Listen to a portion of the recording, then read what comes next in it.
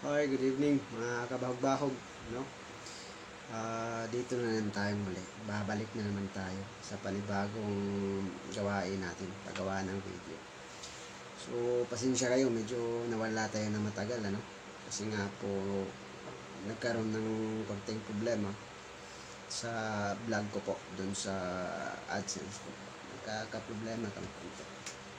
Anyway, so babalik na naman tayo. So, gagawa tayo ng panibagong video. Sana ito ay tuloy-tuloy na kasi nga po nakita naman natin na meron na namang panibagong banta sa buhay natin regarding dito sa nangyayari sa atin ngayon, itong COVID-19. So nagbabanta na naman ng mga pamahalaan natin na magkakaroon ng panibagong lockdown, kaya worried tayo kaunti at ito na naman tayo, babalik tayo para baka sakalin magkaroon tayo ng income dito.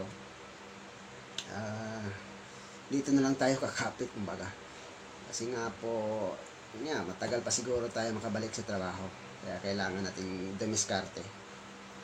Okay, so gagawin lang natin ngayon is i-clarify natin yung ginawa natin isang video na gumawa tayo ng how to become a millionaire sa isang pandesal. Dami kasi tayong mali doon at daming kulang. Kasi that time na gumawa tayo, urgent kasi yun nga, first month of lockdown, parang walang ginawa yung mga kaibigan natin. Ang nangyayari, urgent din sila na humingi ng tulong. So ang nangyayari, kung ano yung maibigay ko that time na humingi sila, agad-agad natin ginawan. Ang nangyari, wala nang review, so binigay agad, so kaya marami tayong mali. Kaya promise tayo na babalik tayo at ayusin natin yun. Kaya andito na tayo ngayon. So linawin natin yun, gagawin natin ng maraming additional para malinaw talaga sa lahat. At saka itong gagawin natin, hindi talaga ito yung pwedeng mangyari sa inyo. Posibleng malaki pakikitain nyo or posibleng malugi kayo. Ganun naman talaga ang negosyo. Okay, so ang ibibigay lang po natin is guide kung paano natin i-cost o paano natin makita yung income natin sa paggawa ng pandesal.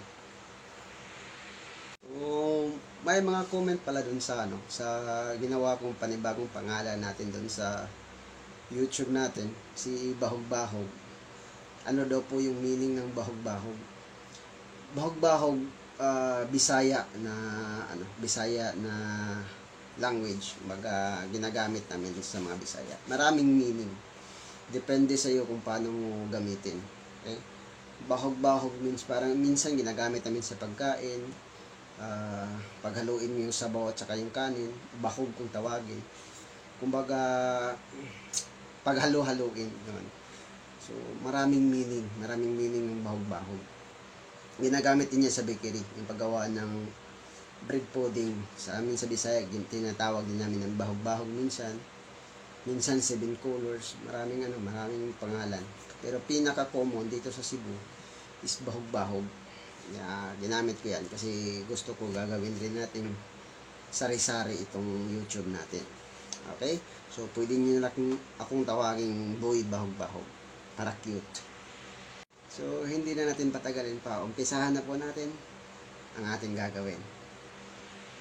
So, ayan. Ito naman yung kaibigan natin, si Whiteboard. Wala tayong maaaring pwedeng gamitin. Kasi nga po, wala pa tayong gamit. Okay, so, tiis-tiis muna tayo dito. Hindi masyado malinaw, yung pagkasulat. Babanggitin naman natin. Okay? So, sa paggawa ng pandesal, hindi muna tayo bakery. Magkaiba yung pandesalan at yung bakery. Pandesalan talaga yung gagawin natin. So, depende lang sa'yo kung gagawa ka ng different varieties of pandesal, basta pandesal lang muna tayo. Okay? So, pag sinabing bakery, maraming varieties na yon. Pandesal kasi, mababa lang yung pang-umpisa natin na investment. Yung bakery, abot ka na ng 100,000 doon. Okay, so gumawa tayo ng panibagong price ng mga ano natin, based on Cebu price o yung ginamit ko ngayon na oven. Okay? So, hindi masyado makita, no? Babanggitin ko na lang, total investment natin. Sa paggawa ng pandesal at bakery, same pa rin. Meron tayong tinatawag na investment. Iba din yung puhunan. Okay, so ito yung investment natin. Total investment natin is 34,600 lang po sa paggawa ng pandesal. Okay? Hindi pa po kasama dyan yung renta. Hindi naman po investment yun. Ano yan? Monthly expenses. Okay? O fixed cost. Meron silang mga terms dyan na ginagawa. Anyway, ito yung mga items na bibilhin natin sa paggawa ng pandesal. Una, oven. Ang oven natin is worth of 15,000. Yung layered oven na cabinet type na nabibili lang po dito sa Cebu sa Tabuan. Okay? Tabuan Public Market. Oven, 15,000. Pwede na yan. Kung makakabili ka ng 15,000 na mura konti sa online, mas maganda. 15,000 na mas maganda compared dun sa mga Tabuan, mas maganda kasi nga po kailangan talaga ng magandang quality ng oven sa paggawa ng tinapay. Napaka-importante talaga ang oven. Okay?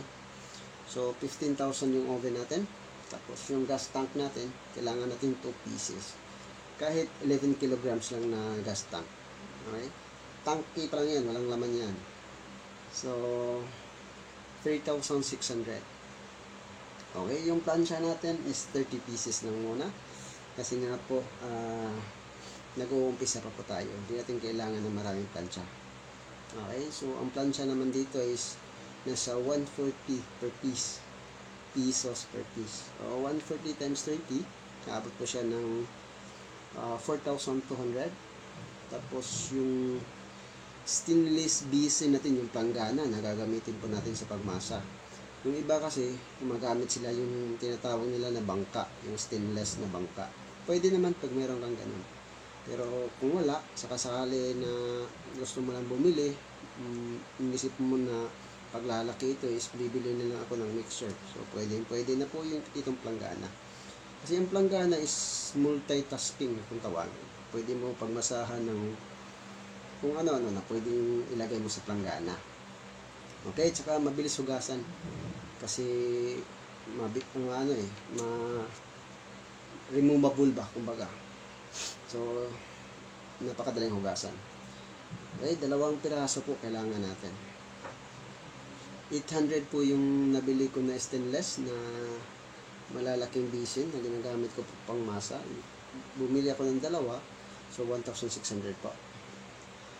Okay, so working table na gumawa lang din ako ng working table ko. Ako lang bumili ng marine, tapos yung kahoy, tapos yung laminated na ginamit ko parang ganito, yung white na kinarver ko sa table. Ako lang din bumili. Nag-cost lang po siya ng 2,500. Okay, siguro mababa yan kasi half of marine lang naman ang ginamit. Kaya lang chinarge ko lahat. Kaya umabot yun yung cost. Okay, tapos yung bread racks, yung paglagayan natin ng pandesal. Nakalagay dito 1/30. Ibig sabihin 30 layered. Layered yung racks na gagawin natin. Okay, kahit isa lang. Tapos 30 layered. Pwede na po yan. Tapos digital weighing scale. Importante po natin na meron tayong digital. Sa yung mga maliliit na item na titimbangin natin, wag po kayong gumamit ng analog. Kasi pagka analog, nangyayari magiging tansyahan eh. Kasi yung analog minsan nagkakaproblema kay yung analog niya. Okay? So, kailangan talaga digital para accurate, tapos nakikita natin yung numbers. Okay? So, capacity lang po siya ng 1 kilo, at least nag-umpisa siya ng 1 gram.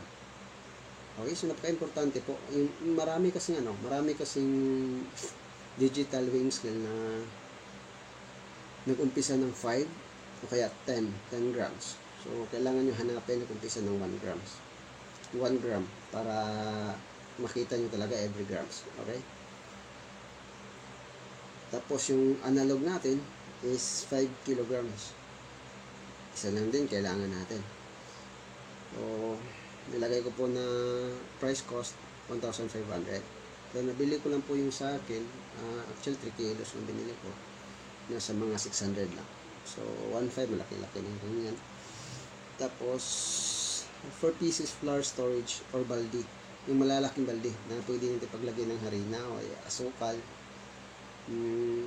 Nilagay ko dito 4 para sakasakali na gagawa kayo ng maglalagay kayo ng maraming stocks o marami kayong mapaglagyan. Okay, meron din tayong nilagay dito na other small items. Kasi sa paggawa ng pandesal, meron tayong mga small items like scrapers, dough cutter, dough scrapers, spatula, wire waste. Yan, mga small item yan na i-charge natin dyan. So, lahat ng yan is total of 34,600. So, napakadaling mag-invest ng pandesal. Pero, kailangan talaga dito is tamang lokasyon. Okay? So, marami kasing mga suplado. Mga katulad ko, suplado rin ako minsan. Hindi naman daw tama. Wala namang tama dito, guidelines na ito. Kumbaga, posibleng magbabago yung numbers, depende po sa inyo. Kasi minsan, gusto natin bumili ng ganito, gusto natin bumili ng ganyan, gusto natin ng magandang klase. So, siyempre, magbabago yung numbers dyan. So, guidelines na po yung ginawa natin. Okay? So, kasunod po nito, paplanuhin natin yung recipe na gagamitin natin. Okay? So, gagawa tayo ng recipe. So, ayan. Ayan pa rin yung recipe na ginamit natin, di ba? Okay?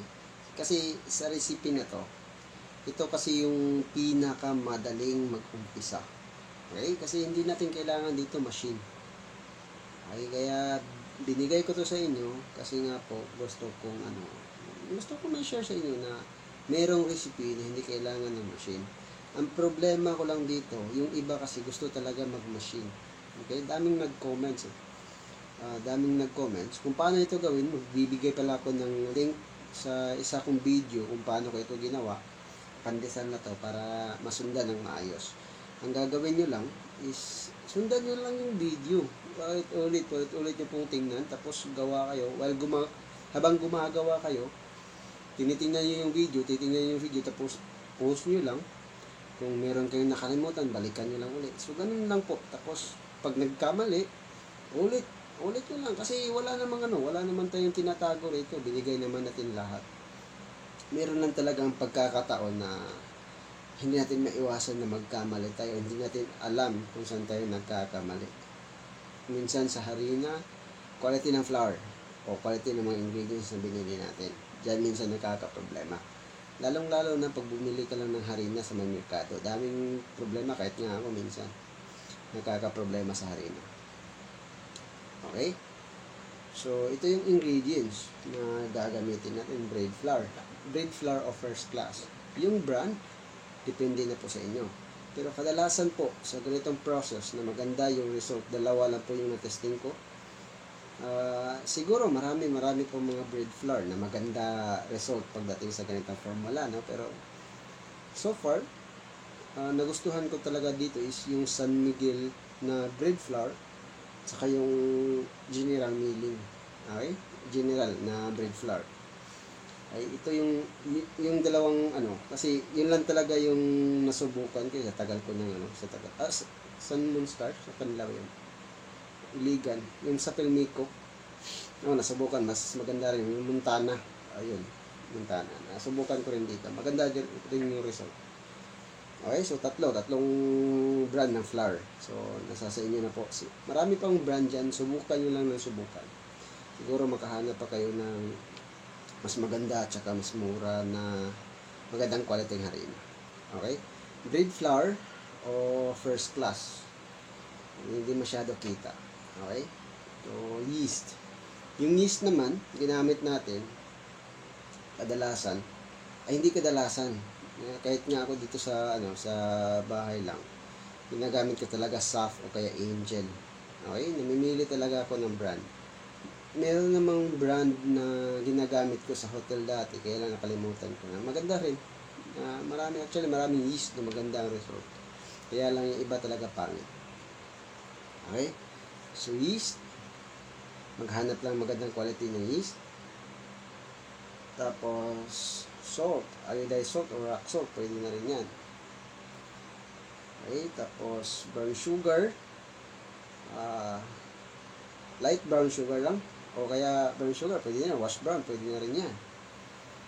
Okay, cooking oil or vegetable oil. Ang nilagay ko dun sa recipe natin nung una is vegetable oil. Kaya lang maraming nag-comment, pwede na ba cooking oil? Kaya nilagay ko na lang cooking oil. Mas maganda, actually parehas lang yung result, kaya lang yung quality lang ng mantika. Okay, so cooking oil ang gagamitin natin, tapos yung water. Okay, so ang price niya, 35 per kilo yung first class. Itong price na to is per kilo. Kumbaga yung mabibili natin na patingi-tingi sa per kilo talaga sa merkado. Kung bibili ka ng per sako, bababa pa yan. Okay, so ang ginawa natin is sample. So pwedeng magbago yan. Tapos depende rin yan sa lugar. Okay, tapos yung natin yeast, 110 per pack, yung 500 grams na pack. Okay, so yung salt natin is 10 pesos per kilo. 20 pesos per kilo. Tapos yung brown sugar natin is 38 per kilo. Tapos yung cooking oil natin is 55 per kilo. Cost po niyan, siyempre yung natin is 1 kilo is 35. Yung natin yeast natin is 3.3. Tapos yung salt natin 0.3. Tapos yung brown sugar natin 7.6. Yung vegetable natin, cooking oil is 11. Tapos yung water, wala po siya dito, pero nilagyan ko po siya ng piso. Charge lang po tayo ng piso kasi gumagamit naman tayo ng tubig. Okay? So, paano tayo mag-costing? Makuha yung cost dyan. So, ang gagawin lang po natin, yung price ng item. Dito po. I-divide lang po natin sa grams. Kung ilang grams po yung item na binili natin. So, kailangan po natin tingnan yan. So, example po natin dito, yung yeast. So, sa 110, 500 grams na po siya. Okay? So, 110 divide 500 po. So, tapos, times application equals cost. Okay? So, 110 divide 500 times application. Ito po yung application natin, 15 grams. Okay? So, yun po ang lalabas, 3.3. Okay? So, sana malinaw na sa inyo, no? Kasi maraming nagtatanong dito. So, same lang din. Ganun lang din gagawin natin sa iba. So, ganun lang din. Tulad dito, 20 grams po yung, 20 pesos po yung natin.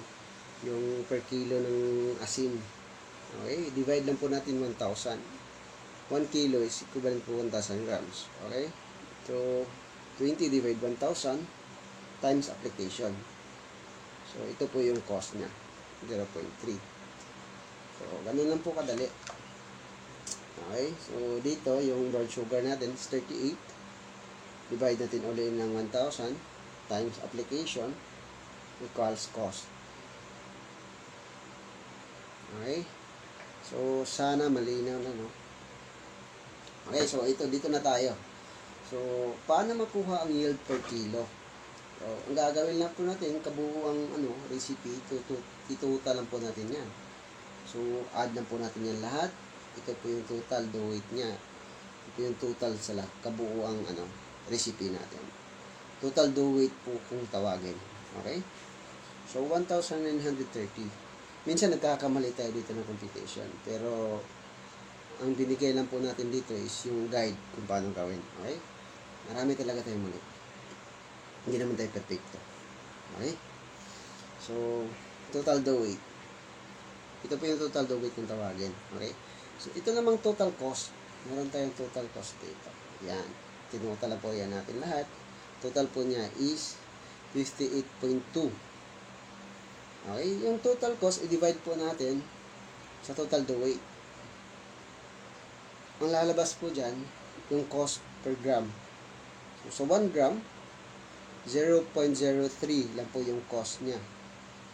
Okay, recipe cost lang po yan. Hindi pa po including yung labor cost, yung mga fixed cost, hindi pa po including. Okay, so recipe cost lang po. 0.03 yung per gram. So, i-times po natin sa grams per portion. Ang pandesal po sa 2 pesos ngayon, hindi po na pwede aabot 30. Mahirapan ka talaga sa mahal ng mga ingredients. So, 25 grams lang po tayo. Okay, so 25, 0.3 times 25 equals variable cost, kung tawagin. Okay, so ang variable cost po niya is 0.75. Okay. So, gagawin nyo dito para makuha yung yield. Dito naman tayo. So, divide total due weight, divide grams per portion. Okay, so 1,930 divide 25 grams. Ito po yung grams per portion natin, 25 grams. Okay, per piece ng pandesal, 25 grams po yan. So, ang lalabas, 77 pieces. Yan po yung yield. Okay, so sana malinaw ito sa inyo, no? Ayusin ko lang yung cellphone ko. Okay, kasi nag-iba-iba yung brightness. So, ayan, sana nakuha nyo yung yung paano i-costing yung recipe natin. Saka siyempre, sa paggawa ng pandesal, meron tayong tinatawag na operating expenses o kaya yung tinatawag nila na fixed cost. Yung papayag ka o sa hindi, babayaran mo talaga. Okay? Kasi dyan yan kasama talaga sa negosyo yan. Okay? So, meron tayong per day, meron din tayong per month. Okay? So, andito si baker. Si baker, sales lady, yung nagbabantay ng paninda natin. So, ito naman lahat is example lang din kung paano natin kukunin yung natin, yung kita natin sa baba. Okay? So, hindi ko muna sinulat para malinaw. Okay? So, sample lang po yan. Posibleng magbabago ng number din dyan. Depende na rin po sa inyo. Tulad ng sweldo ni baker, 420. Nilagay ko lang po dyan is yung minimum dito sa Cebu, 420. Same lang din ni sales lady, yung tendera kung tawagin. Okay? So, 420. Ito, makakatipid ka dito kung ikaw ang may-ari, ikaw yung nagtitinda, yung nagbebenta ng tinapay. Okay? So, depende talaga yan sa inyo. Okay? Nilagay lang po natin yung breakdown, saka sakali na kailangan mo talaga to. Okay? So, baker 420, sales lady 420. Yung water natin per day, 9 pesos lang. Binasi po natin sa ating monthly. Ito kasi yung monthly binabayaran namin, 250.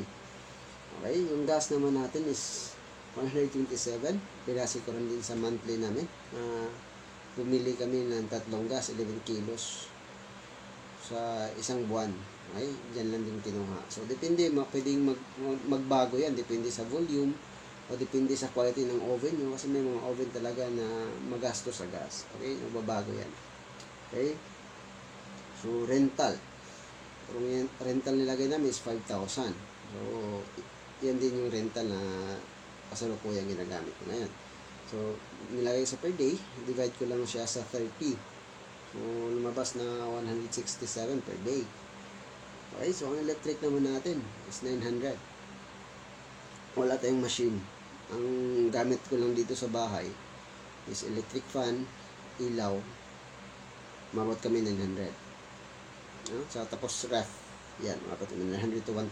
Pero nilagay ko lang is 900. Okay, so divide natin 30. Ganun din, 30 din yung lumabas. Tapos other miscellaneous. Ito naman, ito yung pamasahe o yung gas during na bibili ka. Kaya kailangan mo itong pagplanuhin. Pwede mo itong, yung 1,000 divide mo into 4. So, meron kang 250. per transaction. So, kailangan 4 na beses ka lang talaga umalis o bumili ng mga ingredients. Kasi pag lalagpas ka dyan, posibleng lalaki yan. Okay? So, kung maglalagay ka lang ng 1,000 tapos divide 4, 250 lang talaga yung kailangan mong gastusin sa isang linggo. So, kailangan mong planuhin. So, 1,000 nilagay natin, 34 per day. Okay? So, ang total po natin is 1,207 yung fixed cost po natin per day. Okay? So, gagawa natin ng kung paano tayo kikita.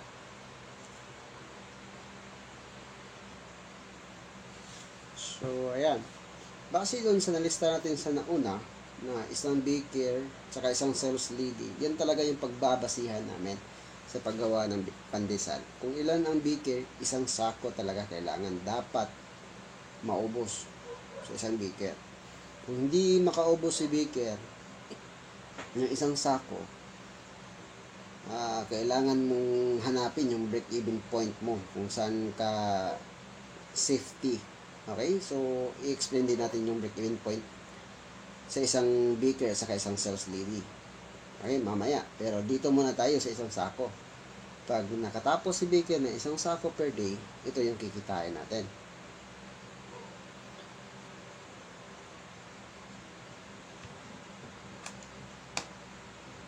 So, 25 kilos of flour times 77 pieces. Ito po yung piraso o yield sa isang kilong harina. Okay? So, times lang po natin 77. Ito po yung yield per sako. Ito, kailangan talaga makuha ni baker yan. Ang trabaho ng sales lady is magbilang sa trabaho ni baker. Yung output, siya po yung mag-log kung ilang piraso, nakuha ba yung dapat na makuha na pieces o expected ng mayari. Okay, so ito yung expected mo na yield na lalabas sa isang sako. 1,925 pieces. Okay? So, kailangan mo yan makuha per day. Sa isang sako lang po kasi isang baker lang po tayo. Saka isang sales lady. Okay? So, ulitin natin. Isang kilo na harina, ang yield po niya is 77 pieces. Times 25. Aabot po siya ng 1,925 pieces. So, since 2 pesos po yung pandesal natin, ang gross sales po natin is 3,850. Okay, so yan din po yung expected natin na sales pag naubos natin yung isang sako na per day. Okay? So, yung fixed cost natin kanina is 1,207. Okay? So, para makuha natin yung cost per piece, yung fixed cost per piece ng pandesal, isang pirasong pandesal, ang gagawin lang po natin, fixed cost divide yield per day. Okay? So, ito po yun. Yung per day natin na fixed cost. 1,227, i-divide po natin sa yield. Ito po yan. Nilagay natin sa baba. So, 1,207 divide 1,925 equals 0.63. Yan po yung fixed cost. Fixed cost lang po yan. Okay? Yan po yung fixed cost ng per piece ng pandesal natin. Sa isang sako. Okay? Sa isang sako. Tandaan nyo po, isang sako itong ginagawa natin. Kasi dun sa break-even point natin, iba yung hindi tayo ang magdidikta sa sa ilang kilo. So, magbabase yun sa computation na lalabas kung ilang kilo ang dapat nating maubos para makuha natin ang break-even point natin. So, dito tayo yung nagdidikta. Dapat si baker talaga makaubos ng isang sako sa isang araw. Okay? So, ulitin natin. Fixed cost per day, 1,207. Divide yield per day. Okay? 1,925 equals cost per piece. Okay? 0.63. Okay? Para makuha naman natin yung kabuuang cost ng pandesal including due cost, kasi meron namang due cost kung tawagin yung variable cost na ginamit natin sa nauna nating explanation, yung sa recipe. Okay? Doon yung variable cost. Okay? So, due cost. Ito, nilagay ko lang due cost. Variable cost plus fixed cost equals cost per piece. Okay? Ito yung kabuuang cost talaga per piece. So, 0.66 yung cost niya. Okay? Per piece. So, ibenta natin siya sa 2 piso, di ba? So, ang mangyayari, 0.66 minus 2, meron tayong kikitain na 1.34 per piece of pandesal. Okay? So, dito na tayo. Okay? Ito yung tinatawag na unit cost. Kung pagkatapos na kukunin natin yung fixed cost at saka yung variable cost o yung due cost. Ang tawag nila dyan is unit cost, yung isang pirasong pandesal. Okay? So, ang unit cost po natin is 0.66. Times po natin sa 1,925 kasi ito po yung yield natin per day sa isang sakong harina. Lalabas po is 1,270.5. Yan po yung unit cost sa isang sako. Okay? Sa isang sako po yan na harina. Okay, so yung markup naman natin. Kasi ito po yung unit cost natin. So ang markup po natin is 1.34 per piece o pandesal. So, times natin ulit dito sa 1,925. Lalabas po, kikitain natin, net po ito, net po nakita natin is 2,579.5 per day. Okay, so okay na rin po yan. Basta, maka-ubos talaga si Baker ng isang sako per day. Okay, so gross sales, ulitin po natin yung gross sales, kabuuan, pag naubos po yung isang sakong harina, ito po yung expected na gross sales natin. 3,850. Pag pinagsama mo po yung dalawang number na yan, yung 1,270.5 plus 2,579.5, ang result po niyan ito, 3,850. Okay, so sana malinaw, no? Kasi hindi talaga tayo magaling, hindi tayo magaling mag-explain. Ginawan lang po natin ng paraan kung paano tayo gumawa ng costing. Kasi maraming paraan ng paggawa ng costing. Yung mga tawag yan, mga accounting, magaling sila mag-costing. Okay? So, itong sa atin naman, ito lang yung paraan natin na mabilisan na paraan. Okay, so sana malinaw tayo dito. So, isusunod natin dito yung break-even point. Kung paano natin, saan tayo, makikita natin kung saan tayo ang pinaka-safe na part. Okay, so isusunod natin ang break-even point. Okay, so dito na tayo sa break-even point natin. Ito yung pinaka-importante talaga sa paggawa ng negosyo. Kailangan makuha mo itong part na to. Kasi hindi lang sa pag-costing, kasi hindi naman tayo agad-agad makakuha sa isang sako based on what we're expecting for 1 baker. Right. So hindi agad-agad makukuha 'yon. So kailangan natin makuha yung break-even point kung saan tayo pinaka-safety. Hindi tayo pwede bababa na dito, kasi kung bababa tayo, ibig sabihin lugi na tayo. Okay? So, makikita natin dito. Yung pinagbabasihan natin dito, yung per kilo, yung cost natin per kilo of flour. Okay? So, magkaiba ito doon sa projected natin per day sa isa nating sa kanina nating projected lang yun eh. Kung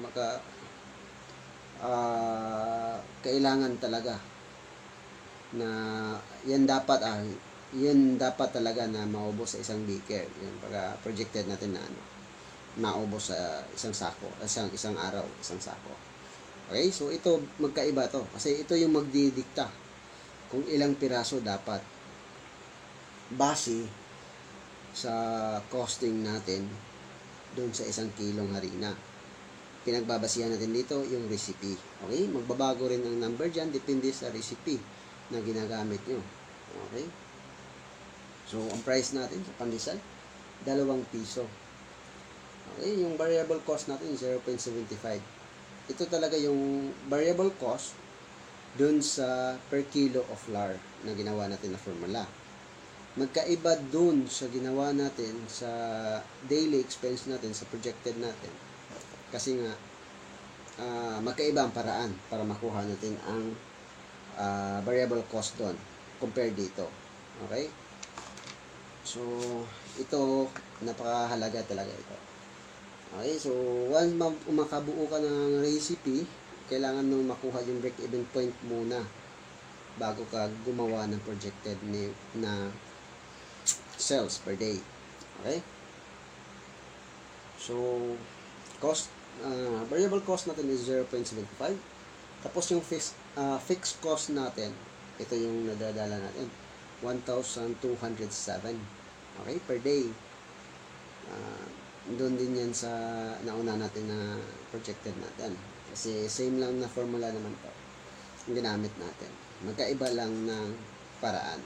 Okay? Kasi yung projection, ito actual. Kumbaga, kailangan mo talaga itong makuha. Okay? Break-even points in units. Fixed cost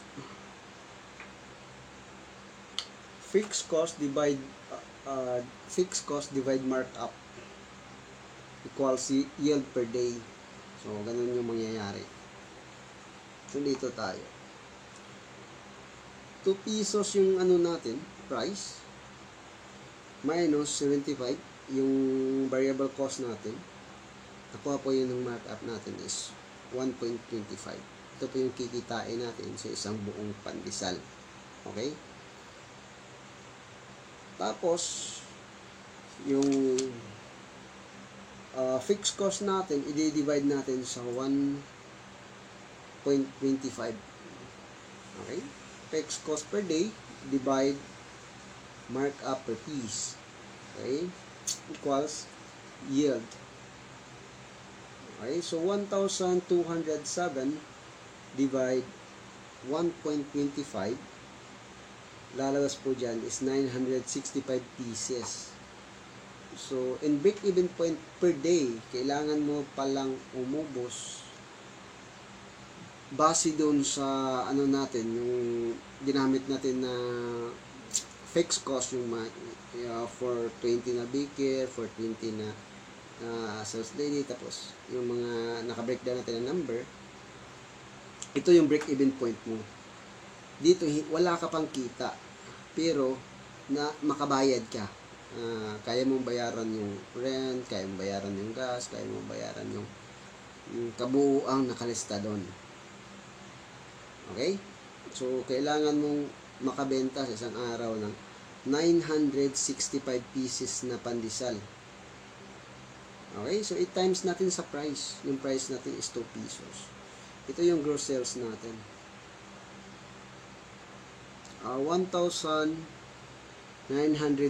per day. Okay? So, yan yung expected natin na gross sales. So, paano naman makukuha yung number of kilos? Based on the pieces. Okay? So, ipapakita natin kung sa ganitong 965 pieces, ilang kilong harina.